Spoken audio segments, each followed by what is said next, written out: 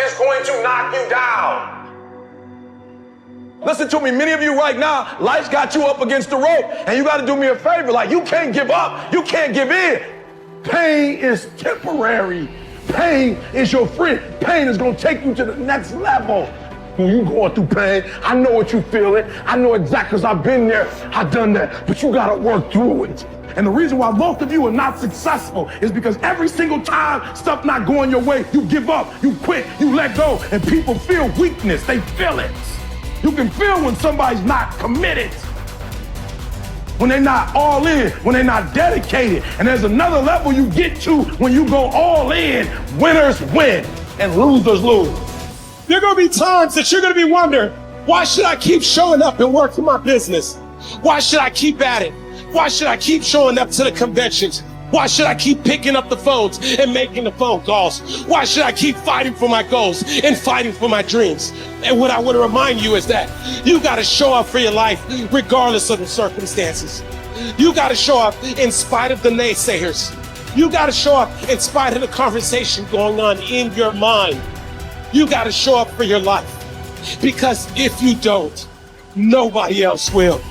If you want unreasonable results in your life, you've got to be willing to be unreasonable. Part of being unreasonable, you don't judge according to appearances. Part of being unreasonable, you can see it because you believe it. You must have the faith to call forth those things that be not as though they were. You've got to decide, I deserve this, and I'm going to have it. You've got to say yes to your life. You've got to say yes. Yes to my dreams. Yes to me. Yes, I can make it. Yes, I can. Doesn't matter how many failures I've made. Doesn't matter how many mistakes I've endured. Doesn't matter about my defeats. Doesn't matter about what I've done. Yes, yes. I don't care about the fact I'm in a hole now. Doesn't matter about where I am. The last chapter to my life has not been written yet. If you judge me now, you'll judge me prematurely. I'm still in the process of transforming my life. I'm still in the process of becoming. Yes. The brilliance of Thomas Edison was not in his mind. It was something much more ordinary and often much less respected. I've got no imagination, he once said. I never dream. I've created nothing. If you're someone who doesn't like Edison, you might think that this is Edison admitting to stealing his inventions from other, more brilliant inventors, like Nikola Tesla. Not quite, but he did readily concede that most of the credit belonged to something other than his brain. The genius hangs around his laboratory day and night, Edison said. If anything happens, he's there to catch it.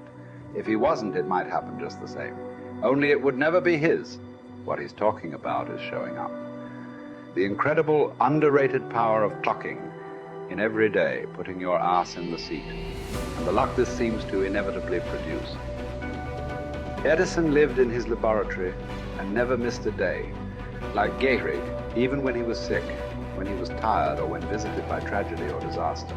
The modern conveniences we can trace to his lab then owe far more to his body than his brain, to the compounding power of consistency rather than sheer brilliance. It wasn't about inspiration.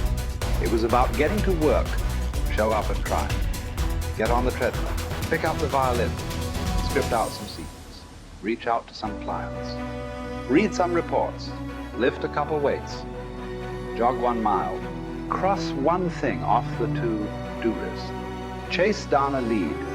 It doesn't matter what it is. All aspects of our life benefit from this circumscribed kind of wisdom. Just as long as you do something every day, that is the important thing. Show up.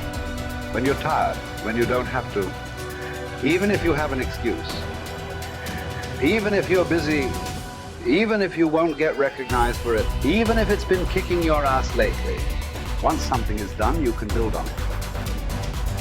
Once you get started, momentum can grow. When you show up, you can get lucky. Is this still hard? Yes. But the good news is that because it's hard, most people don't do it. They don't show up. They can't even do one tiny thing a day. So yes, you're alone out there on the track in the rain. You're the only one responding on Christmas. But having the lead is, by definition, a little lonely. This is also why it's quiet in the morning. You have the opportunities all to yourself. Don't worry about setting any records. Just report for duty. No excuses. And here's the irony. This is also a way to break records. Consistency is a superpower. Day to day, willpower is incredibly rare. Lowell Getterig was a solid position player and a good hitter. But his success really was rooted in the fact that he didn't miss many days of work. It's quite likely that had he continued at his normal pace and not been stricken with R's, that he would have put up career numbers that surpassed Babe Ruth. Getterig wasn't just able to show up despite injuries and fatigue. He also had to push through ennui, doubt, and just plain not feeling it. He had slumps like we all do, but he also understood what they meant. As a minor leaguer, he had struggled at the plate and thought about quitting. The Yankees' owner sent down a scout to walk Gehrig through the very basic math of a batting average. A good hitter hits 300, and hitting 350 is terrific. Hitting 400 is almost unheard of. What does that translate to? Missing on 6 tries out of 10. A hitter can also go days, weeks without touching the ball. That's what the scout told him. The most important thing a young ball player can learn is that he can't be good every day. You don't have to always be amazing. You do always have to show up. What matters is sticking around for the next at-bat. The ability to do that, coupled with the ability to endure what John Steinbeck called dawdly days while writing Easter Eve. Those days when everything seems out of whack, when you're just not feeling it, when the distractions won't stop, is the first step to greatness, literally. You cannot be great without the self-discipline to do that. One thing a day adds up. Each day adds up. But the numbers are only interesting if they accumulate in large quantities.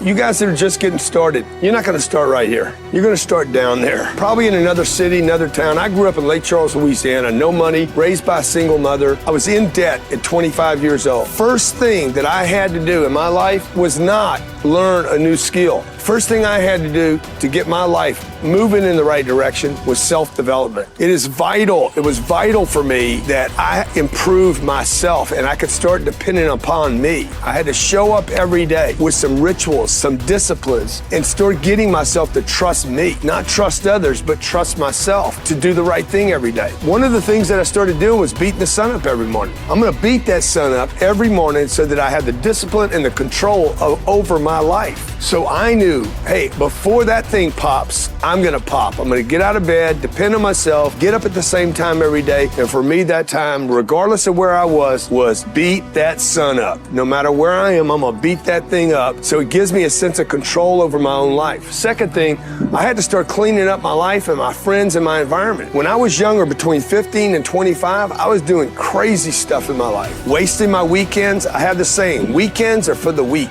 I was drinking, fooling around with a bunch of bad things, bad people. At 25 years old, I cleaned it all up. Quit going to those places. Quit hanging out with people that did not have ethics and discipline in their life. I wanted to build something in my life. I wanted to become someone. And to do that, to become someone in the eyes of the world, just beating that sun up every morning gives me the sense of accomplishment. That I did what I said I was going to do. That I woke up when I said I would wake up. And I start building respect for myself, start believing in myself so that I can go out into the world. And maybe today when I go into this meeting that I'm dressed for, they'll believe in me as much as I believe in me. And that'll show up in a contract, a deal, maybe even some money.